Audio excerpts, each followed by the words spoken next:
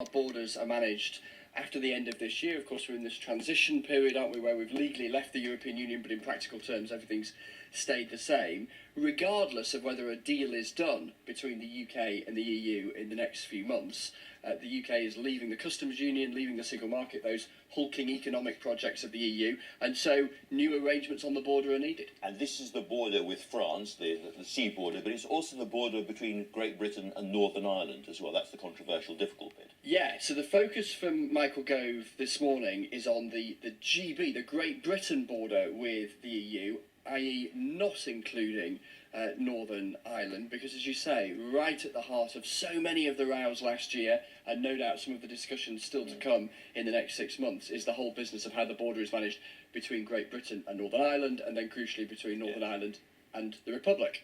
Now, we know that Boris Johnson is getting very tetchy about leaks from the centre of government, and on cue, Liz Truss, the Trade Secretary, has written a letter to Michael Gove and Rishi Sunak complaining or worried about aspects of this new border, and it's been leaked. Yes, this letter was leaked to Business Insider the other day, sent, as you say, by Liz Truss to the Chancellor and indeed to Mr Gove.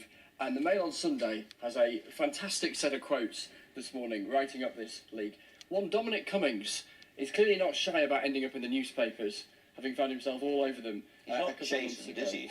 He doesn't appear entirely chastened. I'm not sure that word and him regularly occupy the same sentence. Anyway, it turns out Liz Truss was called into Number 10 for what the Mail on Sunday don't quite call a ticking off.